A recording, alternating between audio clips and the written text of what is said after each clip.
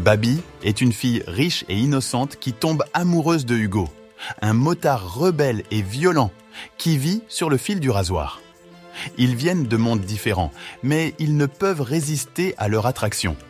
Quand ils se rencontrent, les étincelles jaillissent et ils se lancent dans une relation passionnée et tumultueuse. La scène se passe dans une salle de classe où une enseignante furieuse fait irruption et désigne quelques élèves malchanceux. Elle les interpelle un par un et les aligne comme des prisonniers. Elle interroge une fille avec un flot de questions, mais la fille a une alliée secrète, son amie Babi, qui lui souffle les réponses. Mais leur stratagème est bientôt découvert et l'enseignante les réprimande sévèrement. Pendant ce temps, dans une autre partie de la ville, la nuit est animée par le vrombissement des motos, les rires des filles et des garçons et le frisson de l'aventure. C'est là que Hugo Oliveira règne. Il est le roi des rues, admiré pour son courage et son charme. Il défie ses rivaux à une épreuve de traction et il en sort victorieux, gagnant les acclamations de ses amis. Il reçoit ensuite une invitation pour une soirée chic où se mêlent les riches et les snobs. Il décide de s'inviter à la fête avec sa bande, juste pour s'amuser. À la soirée, Babi est entourée de ses amis, dansant et s'amusant. Elle attire l'œil d'une vieille flamme qui essaie de la reconquérir avec des compliments et des excuses. Mais elle n'est plus intéressée par lui. Elle est passée à autre chose. Soudain, la fête est perturbée par l'arrivée de Hugo et de sa bande. Ils font une entrée remarquée, attirant l'attention et la curiosité. Hugo repère Babi et son ex-petite amie, et il sourit malicieusement. Il sent une occasion de provoquer des ennuis et peut-être une romance. L'intrigue s'épaissit à la fête, où un voleur sournois est pris la main dans le sac par une fille. Il a chapardé de l'argent dans son sac à main, mais elle s'en moque. Ce qui la dérange, c'est quand il l'invite à déjeuner, et elle le rejette avec dégoût. Hugo aborde Babi et essaie de la draguer, mais il ne fait que lui rappeler la fois où il l'a insultée avec un surnom méchant. Il répète le nom, et elle répond en lui jetant son verre à la figure. Son ex-petite amie rit de la scène, mais Hugo ne le prend pas à la légère. Il le pousse violemment, cassant une table au passage. Il attrape alors Babi par la taille et la porte dehors. Il la jette dans la piscine pendant que ses amis se battent avec les autres invités à l'intérieur. L'hôte appelle les flics et il s'enfuit, mais pas avant qu'Hugo ne dise à Babi qu'ils partageront un bain la prochaine fois. Babi reste trempée et embarrassée, tandis que sa robe moulante colle à son corps. Plus tard, alors que Babi et son ex-petite amie s'en vont, il révèle que c'était un coup monté pour avoir du temps seul avec elle. Mais son plan se retourne contre lui, car Hugo et sa bande reviennent pour saccager sa voiture. Il en frappe un et Hugo le pourchasse. Il lui donne une leçon à coups de poing pendant que Babi appelle à l'aide. Un vieil homme essaie d'intervenir, mais il est mis KO lui aussi. Il le laisse derrière eux et Babi n'a pas d'autre choix que d'arrêter Hugo elle-même. Il prend sa voiture et laisse Babi en plan. Hugo la taquine un moment, jusqu'à ce qu'elle demande un transport à un étranger louche. Hugo le fait fuir et lui propose de la ramener. Quand elle rentre à la maison, elle doit affronter la colère de sa mère.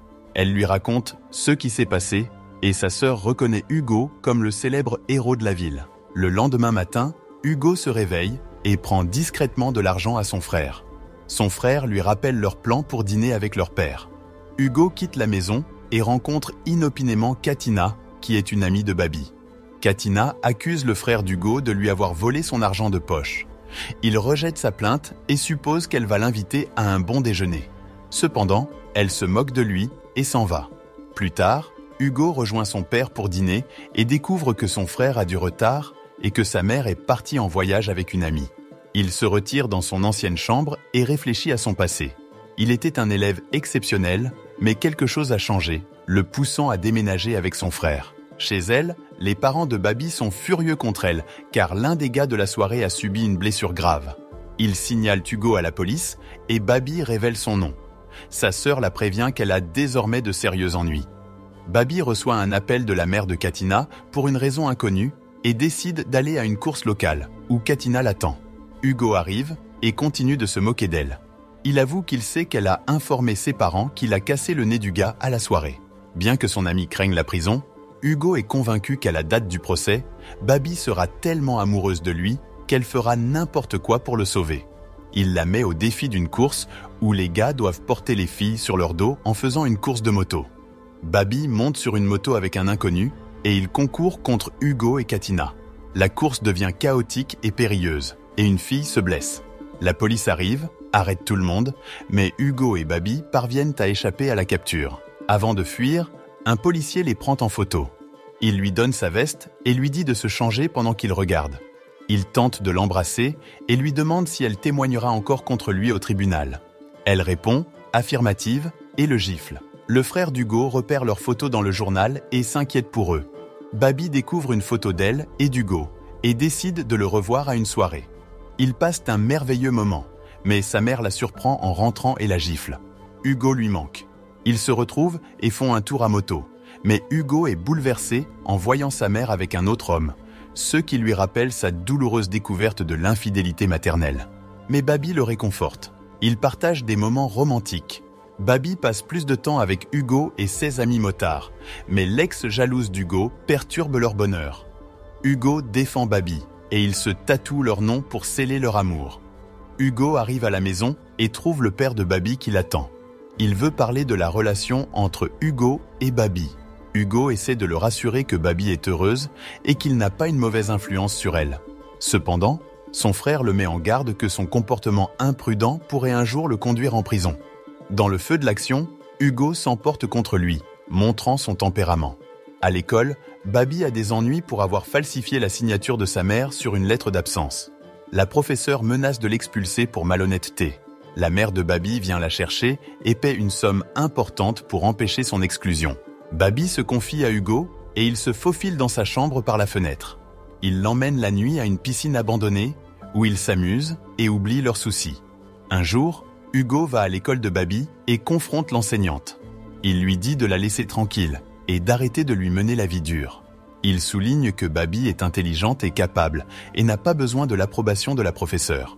Babi demande la permission à son père d'aller avec Hugo et il accepte, promettant de gérer sa mère en colère. Hugo l'emmène dans un endroit isolé où ils trouvent une vieille maison avec une vue époustouflante. Ils passent du bon temps ensemble jusqu'au matin suivant. Le jour d'après, pendant que Babi et Hugo se câlinent, son ami arrive avec le reste du groupe. Ils commencent à faire la fête et du bruit, dérangeant leur moment paisible. Babi devient furieuse et met tout le monde dehors, y compris Hugo.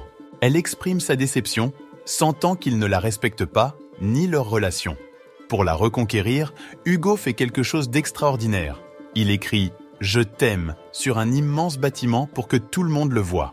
Il apprend aussi à cuisiner de délicieux plats juste pour Babi. Il l'appelle et découvre que la bague de sa mère a disparu. Cela le met en rage. Hugo confronte son gang et se bat avec leur chef jusqu'à ce que la fille qui a pris la bague la lui rende. Hugo retourne chez Babi et lui donne la bague. En le voyant blessé, elle a de la peine pour lui et soigne ses blessures, finissant par un tendre baiser. Le jour du procès arrive. Elle se tient devant le juge, le cœur battant dans sa poitrine. Elle doit dire la vérité sur cette nuit, mais elle décide de ne pas dire la vérité. Elle regarde Hugo, qui lui adresse un sourire rassurant. Il dit qu'il va changer pour elle, qu'il l'aime. Elle veut le croire, mais elle n'est pas sûre. Elle part avec lui, ignorant les larmes de sa mère. Sa mère organise une fête pour ses 18 ans, espérant se réconcilier avec elle. Elle va offrir un cadeau à son institutrice, mais elle y voit Pépita, qui a été volée par le gang d'Hugo. Elle réalise que Hugo était derrière tout ça, et elle se sent trahie. Elle s'enfuit de là, se sentant malade. Elle confronte Hugo dans son appartement, et elle lui hurle dessus. Elle ne peut plus être avec lui, il est trop dangereux. Elle rompt avec lui et le laisse seul. C'est le jour de la fête, et Babi se prépare. Elle essaie d'oublier Hugo, mais il est toujours dans sa tête. Pendant ce temps, l'ami d'Hugo participe à une autre course, mais Hugo n'est pas là pour le soutenir. Il est trop occupé avec Babi, et il s'en moque.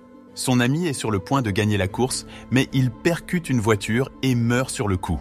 Ils apprennent la mort de son ami peu après. Hugo est anéanti par la nouvelle, et il fond en larmes. Il s'en veut de ne pas avoir été là pour son ami, et il se sent coupable d'avoir choisi Babi plutôt que lui. Babi ne supporte plus la situation et elle veut juste partir. Elle essaie de s'éloigner d'Hugo, mais il l'attrape par le bras et la gifle violemment. Il perd le contrôle de ses émotions et il blesse celle qu'il aime. Hugo commence à faire des tractions, essayant d'oublier tout ce qui s'est passé. Il pense à sa vie et à la façon dont elle a mal tourné. Il regrette son ami, sa mère et son amour. Il se sent seul et sans espoir. Babi commence à passer plus de temps avec son voisin, qui est gentil et doux avec elle. Elle oublie Hugo et efface son numéro de son téléphone. Elle avance dans sa vie pendant qu'il souffre de toute cette douleur. Il était au téléphone quand quelqu'un frappa à sa porte. C'était Katina qui lui souhaitait un joyeux Noël. Elle lui donna un cadeau, une photo de lui et de Polo, son ami décédé. Il éclata en larmes. Il n'avait pas revu Babi depuis l'accident. Elle lui dit d'oublier Babi car elle était avec un autre gars. Il alla dans la même cabine téléphonique pour appeler Babi. Sa mère répondit, mais elle ne le laissa pas parler à Babi.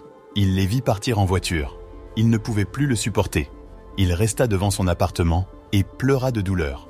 À la fin, on voit Hugo et son frère, où Hugo dit à son frère qu'il parlait d'échapper à des souvenirs hantés qui s'accrochaient comme des ombres. Il se rappela leur première rencontre quand la vie débordait de rires et d'émerveillements. Comme ils planaient, ivres de l'élixir de leur jeune amour. Maintenant, il ne restait que des cendres de ce feu de phénix, car de tels moments précieux ne se présentent qu'une fois, pour ne jamais être revécus. Si cette vidéo vous a plu, n'oubliez pas de laisser un pouce bleu et de vous abonner à notre chaîne pour plus de résumés de films. Et n'oubliez pas de laisser un commentaire ci-dessous pour nous faire savoir ce que vous pensez de ce film. Avez-vous aimé la chimie entre Babi et Hugo? Avez-vous pleuré à la fin? Faites-nous part de vos réflexions et opinions. Merci de votre fidélité et à bientôt.